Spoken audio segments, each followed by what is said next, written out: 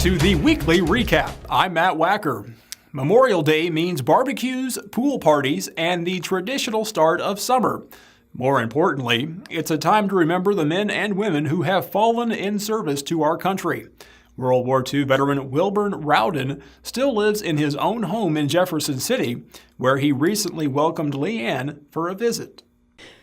Mr. Rowden, do you mind if I tell our viewers your age? No, I don't mind. I've been here a long time. You're 94 years old, as I understand it. Is that correct? That's right. April 24th, 1923. That's your birthday. That's my birthday. We know you served in the military forces. Tell us about your service, your rank, and what you did. Well, I was in the Army Air Corps, and I was a radio operator. They sent me to Scottsville, Illinois, to radio and communications school, and I learned to operate the radios we used in the airplane and Morse code. A lot of the messages that we received and sent in World War II was in Morse code. Everything was coded. Well, what exact plane did you fly on in your service? It was a B-17, an older B-17, and a little bit of story on the B-17s too. We would fly one day, and another crew would fly it the next day. So when they came in, make a landing, or they crashed the thing, and we were out of an airplane for a few days. Then we got the newest B-17 Model G in our squadron, and was really proud, and that's what we flew in. From the oldest plane to the newest one. That's right. It's quite enough step up. 73 years ago, you became a prisoner of war. Tell me about that. Well, we were flying on a mission to Berlin. We were flying across the English Channel.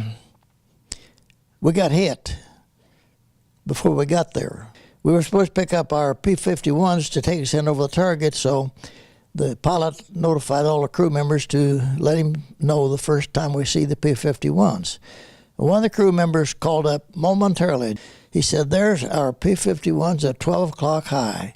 Ain't that pretty?" They were Me-109s, German Me-109s. The first pass, they hit us and knocked our number 2 engine out and set us on fire. So we had to fall out of formation. Well, when you fall out of formation and there's fighter planes in the area, they pick on you. So they made passes to us, and they shot the tail, the radio, and the nose, and hit the number 3 engine, set it on fire. The pilot gave the order to bail out. And the navigator on the nose of the ship called up and said, "Mac, John and I, who was a bombardier, don't have any parachutes. We can't bail out." That 200mm spilled our 2 chutes and said, "We don't have any parachutes." Now, we carried 1 extra chute on the airplane. There was 10-man crew, and we carried 1 extra chute. So the pilot came back on and ordered the navigator and the bombardier to come up and take his chute and a spare chute and for everybody to bail out. Well, the navigator protested, and he said that, "Oh, I'm the commander, and that's a direct order." The pilot said that? The pilot said that. So that's what we did. We bailed out, left him up there alone in that plane, and it wasn't flyable. But he crash landed the thing in a little swampy area near Nuremberg, Germany, and lived. He lived all by himself. He crash landed it. So eight of the 2-man crew made it. That's incredible. I didn't realize that I was wounded, or at the extent I was wounded at the time. I was trying to make my way to get out of the airplane and so forth. And as I got down, drifted down closer to ground, I noticed pain in my legs and arms, and that's where I had it. You had been shot. Yeah, shrapnel from the 20mm and maybe some parts of the radio, or who knows. A parachute was hooked in a little tree and let me down pretty easy. I was looking around, and I saw 6 enemy soldiers, German soldiers, coming up through the fields with their rifles in their ready position. So I thought, well, I can't run anyway, so I just sat down and waited for them. It was March 8th, 1944. And I was liberated April the 26th, 45. What do you think, what kept you going? You never want to change your life to be different, or I didn't anyway. And all of us together, while we would talk about our home life and what we did and things like that. And it was a little consolation to talk to each other. Mm-hmm. That got you through. How did you feel when you first realized we're walking to freedom? I know you didn't know it at first, weren't sure they were moving you or what was happening. How did you first find out that you were going home? After the 600 kilometers forced march from Halle, Germany to Bitterfeld, Germany, and this took 80 some days, I believe. Whenever we come into the Bitterfeld area, and the Germans turned us over to them, marched in with us and turned us over to them, I'll bet you that soldier that was standing at the junction of that road had a sore arm and shoulder for weeks, because he was hugged and pounded with the fist and slapped and everything else. The American soldier. The American soldier. He was standing at the road junction, and he told us where to go. You know, this weekend coming up, all the American people are going to be celebrating Memorial Day. What would you say to them if you could? What do you want them to remember? Well, remember the sacrifices that a lot of the people made that didn't make it, that didn't get back. A lot of them are buried in France and Germany, and we should remember them. And what would you say to families of current POWs or MIA? Well, you got to keep your hope up. Keep your thoughts on them, and I'm sure that they're missed, and you just have to make the best you can out of it. Matt, back to you. Large multi-level cakes have been popping up all over town to celebrate the 20 years of service the Community Partnership has given to the Rolla area. Starting as a nonprofit in May 1997, the Community Partnership has provided youth programs as well as support for young mothers, all at no charge. The partnership resale shop also provides low-cost clothing and household items. The Community Partnership was honored by the Rolla Chamber on May 23rd. Members of the community are encouraged to help spread the word by taking a picture with a cake and posting it to social media, as well as donating $20 for 20 years of service.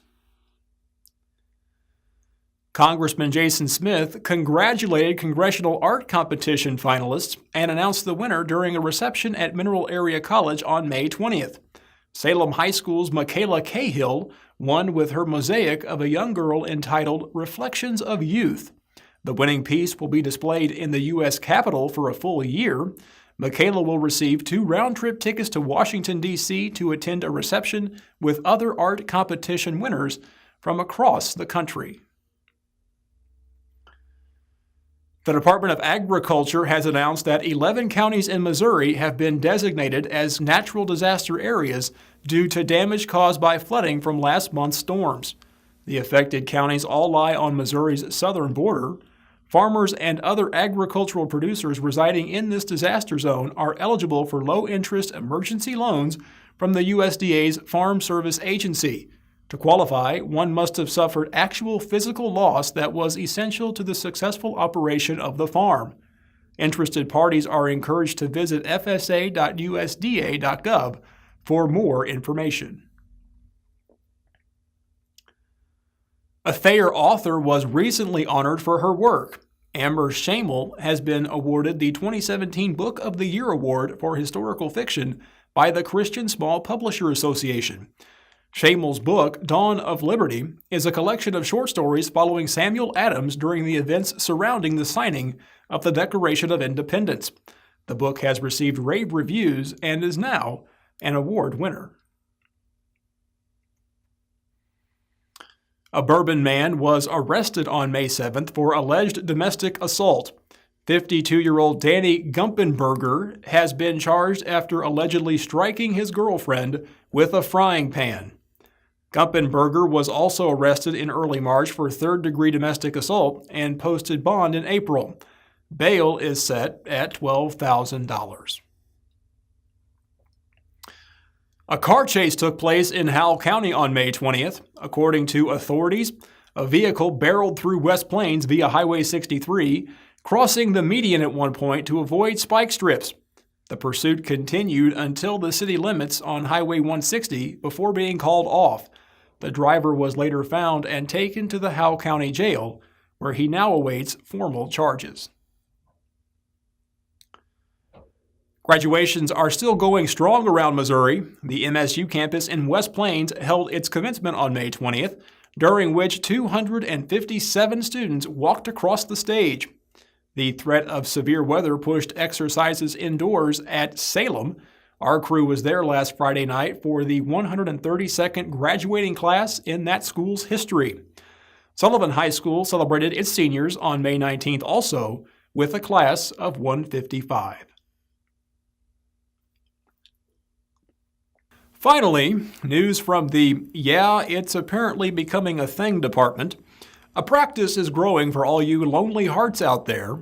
Sologamy, or self-marriage, is picking up steam in both the U.S. and Canada, wherein people vow to thine own self be true.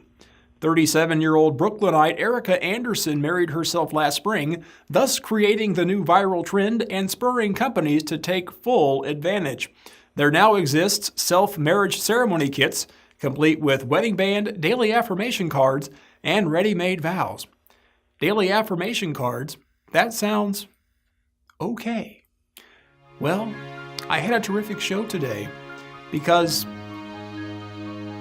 I'm good enough, I'm smart enough, and doggone it, people like me.